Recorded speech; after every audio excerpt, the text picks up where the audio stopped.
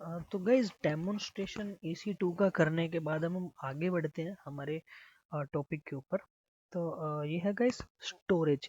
अब देखो कोई भी जब डेटा किसी भी फॉर्म में स्टोर होता है और जो डिवाइस उसको स्टोर करके रखता है उसको हम बोलते हैं स्टोरेज। तो देखो आप सबके पास फोन में या कंप्यूटर में स्टोरेज होगा, जैसे कि जो आपका फोन होता है, फोन के अंदर एक इंटरनल मेमोरी होती है जो आपका सारा का सारा जो कंप्लीट स्टोरेज करके रखती है, उसी को आप स्टोरेज बोलते हैं। तो सेम ही स्टोरेज सर्विस को हम अमेजोन में कैसे कंप्लीट करते हैं, अमेजोन में हम कैसे कोई भी डेटा स्टोर करके रखते हैं, हम उसी के बारे में आप स्टडी करने वाले हैं। तो देखो हमारी एक जो सर्विसेज है, सबसे पहली सर्विसेज है जैसे आपकी Amazon S3। आप इसको सिंपल स्टोरेज सर्विसेज भी बोलते हो। तो इसमें आप क्या कर सकते हो, इसमें आप अपने ऑब्जेक्ट्स जो हैं वो उस ऑब्जेक्ट को आप स्टोर करके रख सकते हो। ठीक है। अब देखो ऑब्जेक्ट जो होता है वो ऑब्जेक्ट कुछ भी हो सकता है, वो एक MP3 फाइल हो सकती है या एक वीडियो फाइल हो सकती है या फिर कोई भी आपकी डॉक्यूमेंट फाइल हो सकती है। तो आप उसको क्या कर सकते हो, एक पर्टिकुलर ऑब्जेक्ट को स्टोर करके रख सकते हो यूजिंग S3 सर्विसेज। तो देखो इसके बेनिफिट्स क्या है। अब आप बोलोगे कि सेम सर हम ये कहीं पे भी स्टोर करके सकते हैं, गूगल ड्राइव में भी यूज कर सकते हैं, बट जो S3 है उसमें आपका जो एक फीचर आता है वो है हाई अवेलेबिलिटी। तो आप S3 के अंदर क्या कर सकते हो कि उसको हाईली अवेलेबल करा सकते हो, मल्टीपल रीजन के अंदर आप अपने जो डॉक्यूमेंट्स है आप उसको स्टोर करके रख सकते हो। एंड ऑल्सो आप S3 के ऑब्जेक्ट्स को एज अ वेब डेवलपमेंट में यूज कर सकते हो। एंड गाइस आपकी जो सेकंड सर्विसेज है वो है आपकी amazon ग्लेशियर। तो हम ग्लेशियर के बारे में गाइस आगे की वीडियो में हम कंप्लीट करेंगे। तो गाइस देखो अब जो AWS S3 है इसके हमारे ना कुछ टर्मिनोलॉजीज यानी कि इसकी कुछ कंपोनेंट्स होते हैं, जैसे कि बकेट या बकेट ओनर या फिर इंपोर्ट एक्सपोर्ट सेक्शन कीज। तो ये जितने भी टर्मिनोलॉजीज हैं हम इन टर्मिनोलॉजीज को प्रैक्टिकल करते करते कंप्लीट करेंगे। खैर बकेट क्या होता है, bucket is nothing but bucket is a container of S3। जैसे वो क्या करता है, बकेट, उस बकेट के अंदर आपका डाटा स्टोर होता है, एक तरीके से आपका एक कंटेनर है, आप उसी को बकेट ही बोलते हो। एंड देन गाइज जैसे बकेट वर्जनिंग है, बट बकेट वर्जनिंग जो है वो आपकी होती है कि जैसे मान लो आप किसी भी एक डेटा के ऊपर काम कर रहे हो, आपका जो डेटा है आपने स्टोर कर दिया, लेकिन अब आपको उसका अपग्रेडेड वर्जन डालना है उस डेटा का। जब आप उसी सेम डेटा को आप अब जब आप उसी सेम डेटा को डालते हो S3 बकेट के अंदर, तो जो प्रीवियसली वाला डेटा है वो भी रहता है। अगर आपने बकेट वर्जनिंग इनेबल कर रखी है तो आपको उस प्रीवियस वर्जन पे आप उसको स्टोर करके रख सकते हो। देन सेम गाइज ऐसे ही होता है आपका, जैसे आपका ऑब्जेक्ट है। ऑब्जेक्ट मतलब क्या होता है, टाइप ऑफ स्टोरेज या आपका टाइप ऑफ डेटा, आप उसी को ऑब्जेक्ट बोलते हो। एंड देन ACL, ACL का मतलब होता है एक्सेस कंट्रोल लिस्ट। ये एक तरह का सिक्योरिटी फीचर होता है जो आप S3 में यूज करते हो।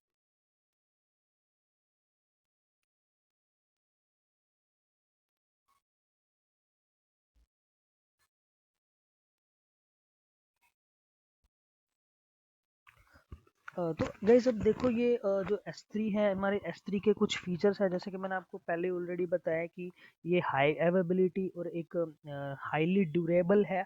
और आपकी अवेलेबिलिटी जो है, आप मल्टीपल रीजन पे आप इसको क्या कर सकते हो, स्टोर कर सकते हो।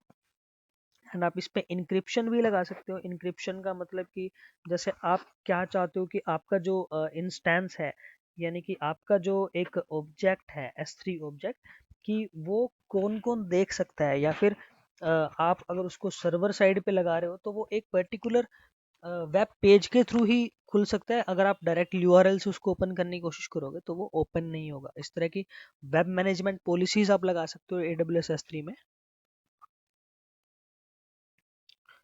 Okay. And then file size support. तो गाइज आप इसमें क्या कर सकते हो, इसमें 0 बाइट से लेके 5 टेराबाइट तक का डेटा जो है आप इसमें स्टोर करके रख सकते हो S3 में। उसमें कोई साइज इतनी ज़्यादा लिमिटेशन नहीं है। और वैसे भी अगर हम एक वेबसाइट मान लो चला रहे हैं Amazon S3 की मदद से, तो उसमें हम क्या कर सकते हैं कि इतना सारा जो डेटा है वो स्टोर करके रख सकते हैं। हाँ, तो गाइस उसमें क्या है कि हम इतने सारे डेटा को स्टोर करके रख सकते हैं। तो वैसे भी खैर इतना ज़्यादा जो डेटा है वो तो वेबसाइट पे होता नहीं है यूजुअली। अगर आप एक कोई भी वेबसाइट बनाते हो तो हार्डली वो 500 से 600 MB में आराम से बन जाती है। पर फिर भी जो S3 है वो आपको एक स्टोरेज स्पेस देता है।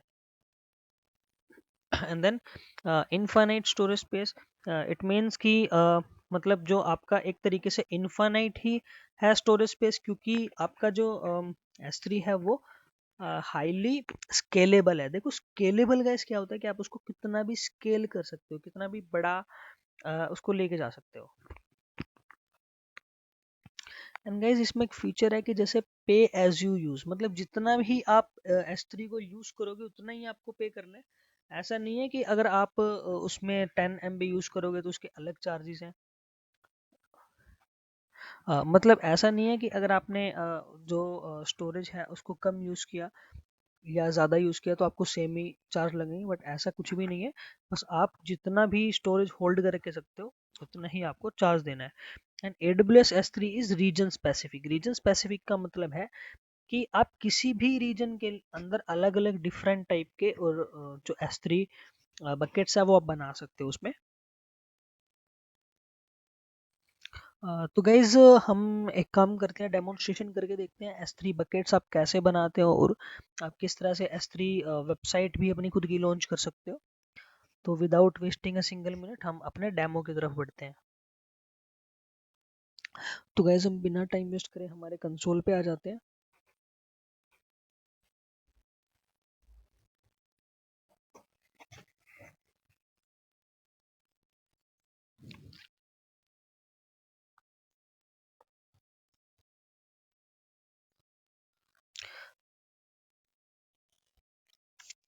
तो गाइज S3 सर्विसेज को ओपन करने के लिए आप डायरेक्ट यहाँ पे टाइप कर सकते हो S3। तो देखो यहाँ पे आ गया।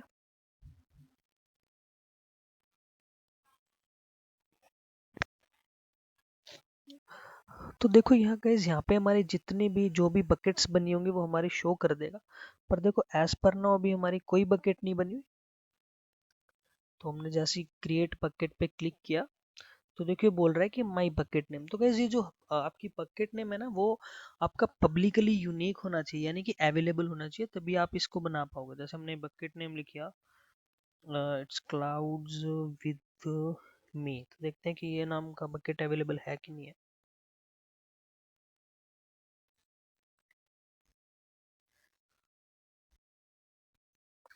तो guys I think it's available. और ये यूरोप में स्टॉकहोम में बन रहा है हमारा जो रीजन है। अगर आप यहाँ से चेंज करना चाहो तो इस रीजन को भी चेंज कर सकते हो। तो हम इसको बाय डिफ़ॉल्ट ही रहने देते हैं। अब देखो ये ओनरशिप बोल रहा है तो इसके लिए हमें ACL को इनेबल करना पड़ेगा अगर हम उसकी अवेलेबिलिटी को चेंज करना चाहते हैं तो देखो ये बोल रहा है कि ब्लॉक ऑल पब्लिक एक्सेस। अगर आप अपने बकेट को यानी आप अपने डेटा को प्राइवेट रखना चाहते हो तो आप क्या करोगे, आप इसको ब्लॉक पे क्लिक रहने देंगे। लेकिन हम चाहते हैं कि ये जो डेटा है वो पब्लिकली अवेलेबल हो, तो यहाँ से हमें चेक हटाना होगा। एंड उसके बाद ये हमें वार्निंग दे रहा है कि आपकी जो बकेट है, आपका जो ऑब्जेक्ट है वो पब्लिकली अवेलेबल होगा। तो क्या आप इससे एग्री करते हो? तो हमने कर दिया यस एक्नॉलेज, हाँ हम एग्री करते हैं। और बकेट वर्जनिंग अगर आप इनेबल करना चाहते हो तो आप इनेबल कर सकते हो, डिसेबल करना चाहते हो तो डिसेबल भी कर सकते हो। तो देखो यहाँ पे हमारी मल्टीपल टाइप्स की जो है वो इंक्रिप्शन है वो आप यहाँ पे इसको इनेबल करके रख सकते हो। तो अभी हमारी हम इसको बाय डिफ़ॉल्ट भी रहते हैं, तो अभी हम इसको बाय डिफ़ॉल्ट ही रहने देते हैं। तो अब हमें इस पे क्लिक क्लिक करना है क्रिएट बकेट पे। तो देखो गाइज हमारे जो बकेट है वो क्रिएट हो चुके हैं क्लाउड्स विद मी नाम से, और इसमें दे रखा है कि object can be public. Okay, तो हमने ओपन कर लिया क्लाउड्स विद मी को। तो देखो हमने ओपन कर लिया हमारी बकेट को। अब हम क्या करेंगे, इसमें ऑब्जेक्ट अपलोड कर देंगे। तो मैं इसमें एक कोई भी एक डेमो ऑब्जेक्ट ले लेता हूँ। जैसे हमने यहाँ पे ऐड फाइल्स पे क्लिक किया और ये हमारा जो लोगो है हमारे यूट्यूब चैनल का। देन देखो यहाँ पे आ रहा है परमिशन। तो देखो यहाँ पे आ रहा है ना कि आपकी जो परमिशन है आपने जो ACL है वो तो इनेबल कर ही रखा है। तो अब हमें क्या करना है, ग्रांट पब्लिक एक्सेस पे क्लिक कर देना है। सो हमने जैसे ही क्लिक किया ग्रांट पब्लिक एक्सेस पे, तो फिर से हमें एक्नॉलेज करने के लिए बोल रहा है yes I understand the risk, क्योंकि हमारा जो भी हम ऑब्जेक्ट अपलोड करेंगे वो पब्लिक हो जाएगा। तो फिलहाल तो हमने सिर्फ ये जो हमारा लोगो था सिर्फ इसी को पब्लिक किया, उसके बाद हमने कर दिया इस पे अपलोड पे क्लिक।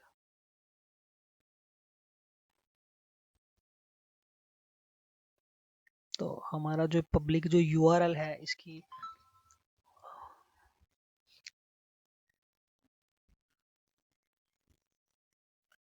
तो अब आप देख सकते हो जो हमारा जो यूआरएल है वो जनरेट हो गया है। ये देखो ये हमारा ये आ गया ना S3 यूआरएल। आप इसको कॉपी करेंगे और कहीं से भी ऑल ओवर द वर्ल्ड आप इसको पेस्ट कर देंगे ब्राउजर पे।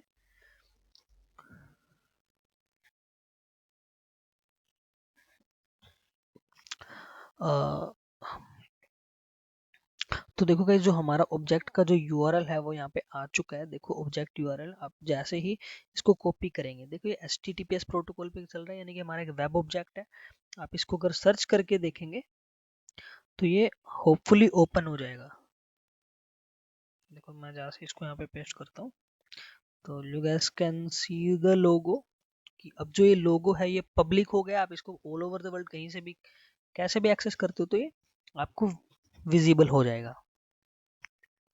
तो गैस ऐसे हम कोई भी ऑब्जेक्ट को अपलोड कर सकते हैं बकेट्स में। जैसे अब आप यहाँ पर आ गए हो क्लाउड विद मी में। अब जैसे मान लो हमें किसी भी एक वेबसाइट को का क्लोन बनाना है, या इमेजिन करो कि हमें कोई भी एक वेबसाइट बनानी है, ठीक है। पर वैसे तो देखो ये लीगली करना सही नहीं है, पर बाद में हम इसको सेम उसी स्टेज पे ले आएंगे। जैसे मान लो मुझे किसी भी एक वेबसाइट का क्लोन बनाना है। जैसे मान लो मैंने यहाँ पे कोई भी एक रैंडम वेबसाइट ओपन करी। नाउ लेट मी ओपन, जैसे हमने ओपन किया dream11.com।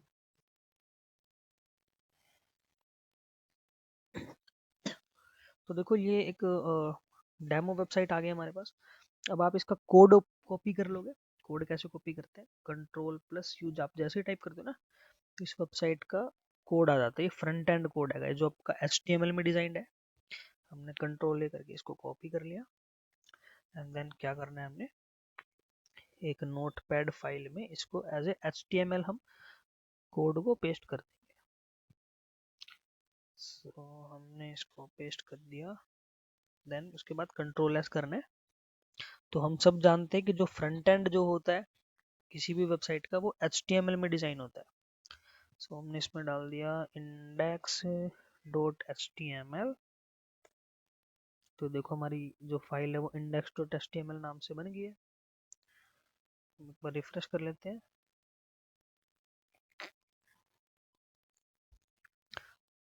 ये देखो आ गया ना index.html। आप जिसको इसको जैसे ही क्लिक करते हो मान लो अपने लोकल ब्राउजर पे, तो ये देखो ये आ गया ना Dream11 की वेबसाइट। अब आप कहेंगे कि S3 में कैसे जाएगी, तो उसके लिए हमें जो ये ऑब्जेक्ट था index.html वाला, इसको अपलोड करना पड़ेगा हमारे ऑब्जेक्ट में। तो जैसे आप अपलोड पे क्लिक करते हो, आपने यहाँ पे ऐड फाइल्स किया,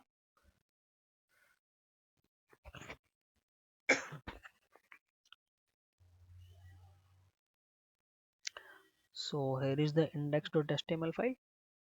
आपने इसको जैसे ही क्लिक किया और उसके बाद हमें परमिशन ग्रांट करनी है, ग्रांट टू पब्लिक एक्सेस। अगर इसको हम पब्लिक एक्सेस नहीं देंगे तो हम इसको देख नहीं पाएंगे।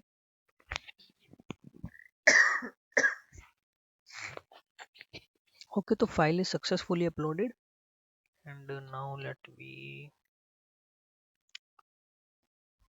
Choose the file. ये हमारी फाइल है, हमने इसको जैसे ही क्लिक किया तो देखो हमारा जो ऑब्जेक्ट का यूआरएल है वो आ गया है। हम इसको कॉपी करते हैं और ये वाली Dream11 वाली वेबसाइट हटा देते हैं, तो देखते हैं कि क्या हमारी वेबसाइट जो है वो होस्ट हुई। ओके, तो गाइस आप देख सकते हो कि जो हमारी वेबसाइट थी वो यहाँ पे अपलोड हो गई है। अब जो भी ये डेटा जो ओपन हो रहा है ना, ये dream11.com का जो है वो इस पे रीडायरेक्ट हो गया है इस लिंक पे। तो आप इसी तरह अपनी एक वेबसाइट भी होस्ट कर सकते हो अपने खुद के। आप डॉक्यूमेंट्स क्रिएट करके फ्रंट एंड बना के, अगर आप ये S3 के थ्रू वेबसाइट बनाना चाहो तो आप इससे भी होस्ट कर सकते हो। तो गाइज ये था हमारा S3 का प्रैक्टिकल। तो देखो होता क्या है ना कि वैसे आपके इसमें बहुत सारे मल्टीपल ऑप्शंस हैं। S3 को आप मल्टीपल तरीके से यूज़ कर सकते हो, इसके और भी फीचर्स जान सकते हो। पर मैंने वीडियो को ज़्यादा से ज़्यादा शॉर्ट रखने की कोशिश की है ताकि आप थोड़ा सा एटलीस्ट इंटरेस्ट लो। और फिर उसके बाद अगर आप और ज़्यादा सीखना चाहते हो AWS के बारे में, आप कमेंट बॉक्स में डाल सकते हो।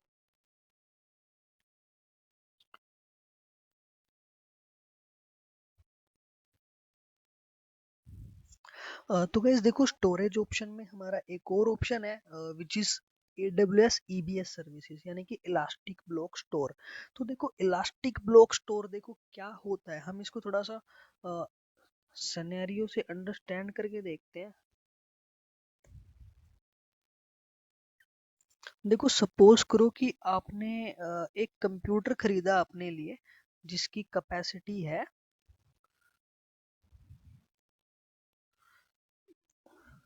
128 GB SSD। ठीक है।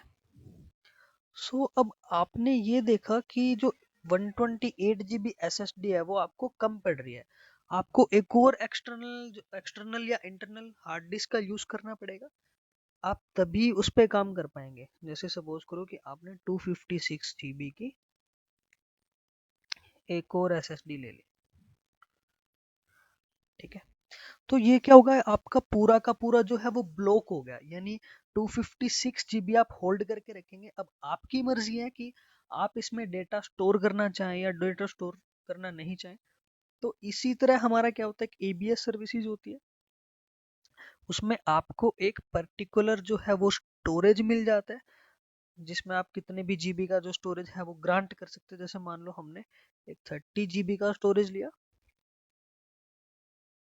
और आपने क्या किया, उसको अटैच कर दिया आपके कंप्यूटर के साथ। क्लियर है।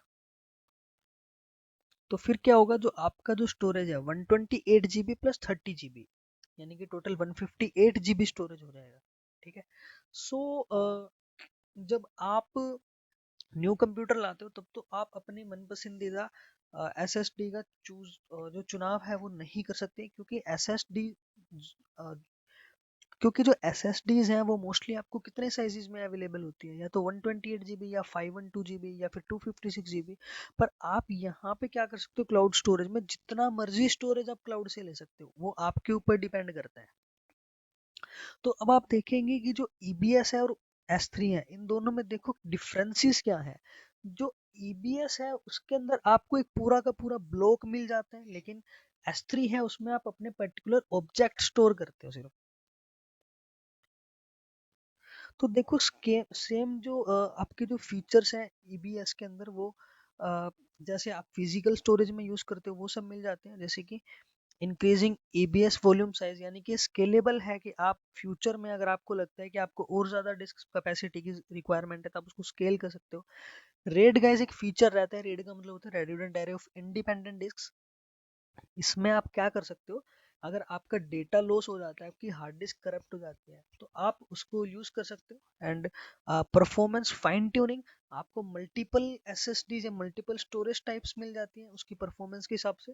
और क्लाउड वॉच हमारा एक टूल होता है जो हम आगे जाके पढ़ेंगे कि ये स्पेशली क्या करता है, आपके इंस्टेंसेस को या आपके सर्विसेज को मॉनिटर करता है।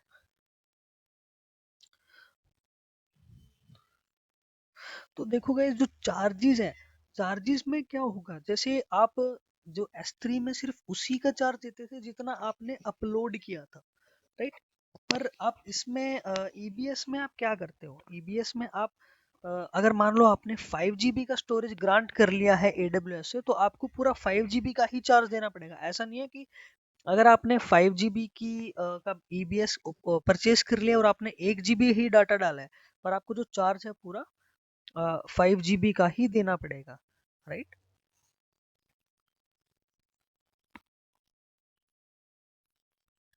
तो गाइज हमारे कुछ EBS वॉल्यूम्स की टाइप्स होती हैं, ये हम डिस्कस करेंगे जब इसका प्रैक्टिकल करेंगे।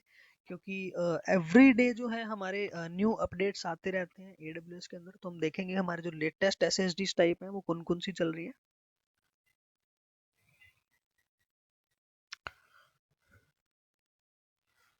अच्छा गाइस, उसके बाद ना हमारी जो कुछ ड्रॉबैक्स भी हैं इसके। तो हमारी ड्रॉबैक्स ये हैं कि जो ईबीएस है is not recommended as a temporary storage, क्योंकि अगर आप इसको एज अ टेम्पोरेरी स्टोरेज आप यूज़ करना चाहते हो तो ये उसकी खामी है। पर आप इसको एज अ प्राइमरी स्टोरेज ही यूज़ कर सकते हो। You can not use EBS as a RAM और any kind of virtual memory. And guys second thing कि they can not be used as a multi instance. इसका मतलब है कि अगर आपने एक ईबीएस बनाई तो आप उसी इंस्टेंस के साथ लॉन्च कर सकते हो जिसके लिए आपने वो बनाई है। ऐसा नहीं है कि आप एक ही स्टोरेज को मल्टीपल इंस्टेंस में यूज कर सकते हो। ऐसे ही होता है ना कि अगर मैंने अपने कंप्यूटर में हार्ड डिस्क लगाई तो मैं अपने कंप्यूटर में यूज कर पाऊंगा ना, अगर कोई दूसरा उसको यूज करना चाहे तो वो कैसे करेगा। And third one is like the durability offered by services like AWS S3 and AWS EFS is greater। मतलब कि जो हमारा जो S3 सर्विसेज है उसकी जो ड्यूरेबिलिटी है as compare to AWS EBS, उससे वो ज्यादा बेटर है।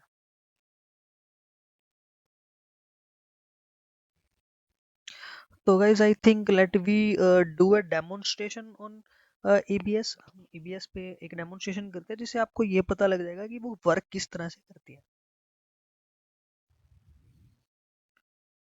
हाँ तो चलो गाइस, बिना टाइम वेस्ट करे हम हमारे AWS के कंसोल पे आ जाते हैं।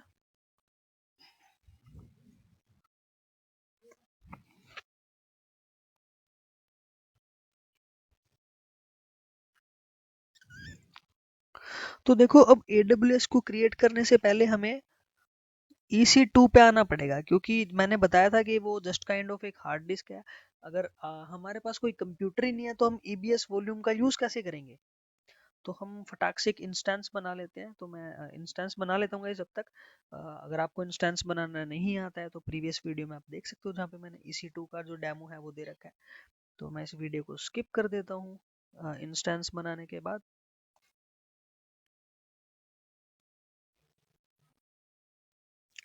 तो गैस हमारा जो इंस्टेंस है वो सक्सेसफुली लॉन्च हो गया है। आप ये देख सकते हो। तो देखो यहाँ पे अवेबिलिटी जोन का जानना बहुत इंपॉर्टेंट है, क्योंकि वो मल्टी जोन में रेप्लिकेट नहीं हो सकता। यानी कि हम जो ईबीएस बनाएंगे वो इसी अवेबिलिटी जोन के साथ बनाएंगे गाइस, इस चीज़ का ध्यान रखना है हमें। तो अब हमें क्या करना है कि हम इलास्टिक ब्लॉक स्टोर पे आ जाते हैं। देखो यहाँ पे आ रहा है ना वॉल्यूम्स। तुमने जैसे ही क्लिक किया वॉल्यूम्स के ऊपर, तो देखो अभी हमारी एक ही वॉल्यूम है जो कि 30 GB की, जो कि ऑलरेडी लगी हुई है हमारे इंस्टेंस में। अब देखो, अब हम यहाँ पे ओपन करके देखते हैं उसको। अगर मैं यहाँ पे कमांड डालता हूँ disk mgmt.msc,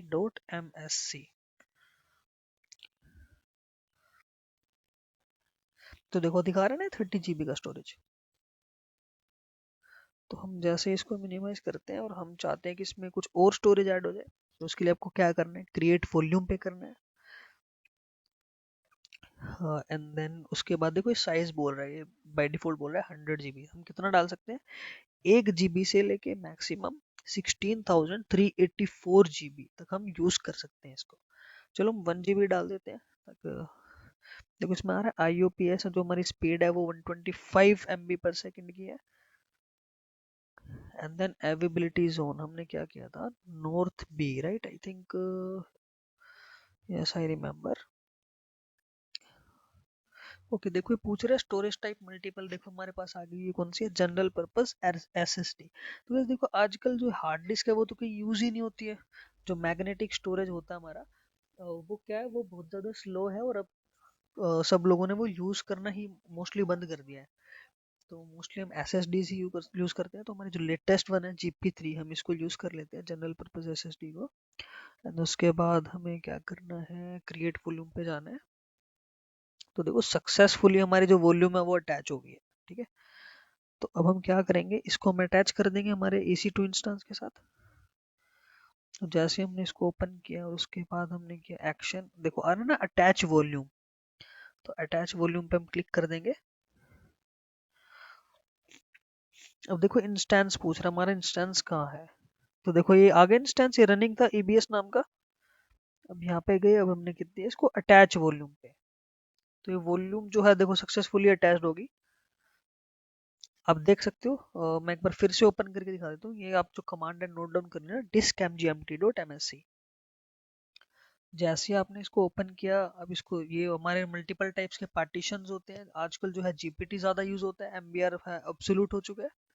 आपने जैसे ही क्लिक किया, यहाँ पे राइट क्लिक करोगे, new simple volume, and then आपने नेक्स्ट किया, देन अगेन नेक्स्ट किया, नेक्स्ट, और फिर उसके बाद हमारी एक ड्राइव बन के आ जाएगी। तो देखो हमारी जो वॉल्यूम है वो आ गई है। Change drive letter and path and add किया हमने, ओके। ओके, इसको ऑलरेडी हमें ड्राइव लेटर मिल चुका है, राइट। तो बस अब हमें इसको एक्सेस करना है। विंडो प्लस ई से हम क्या करेंगे, फाइल एक्सप्लोरर को ओपन कर लेंगे।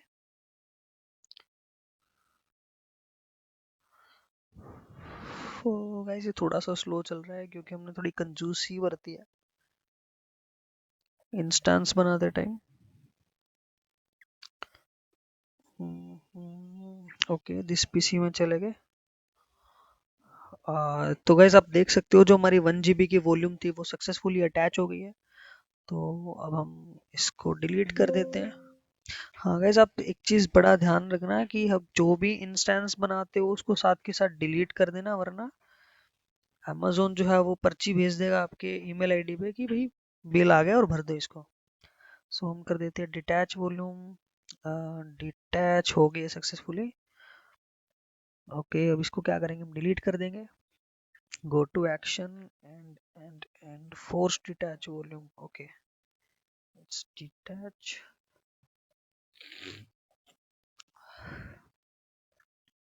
ओके, इसने क्या बोला है कि वॉल्यूम फेल्ड बता रहा है ये, ठीक है। ओके, तो आई थिंक हमें इंस्टेंस जिसमें ये वॉल्यूम अटैच थी पहले उस इंस्टेंस को बंद कर देते हैं, या फिर हम इंस्टेंस को ही डिलीट कर देते हैं अगर हो सकता है तो। Go to instance and then terminate. Okay, successfully terminate हो गया गाइस। अब हम क्या करेंगे, हमारी वॉल्यूम्स में आ जाएंगे। अब होपफुली ये भी डिलीट हो जानी चाहिए। Delete volume. ओके, फाइनली हमारी वॉल्यूम भी डिलीट हो गया। तो वैसे इसी के साथ हमारा जो प्रैक्टिकल है वो कंप्लीट होता है स्टोरेज सर्विसेज का।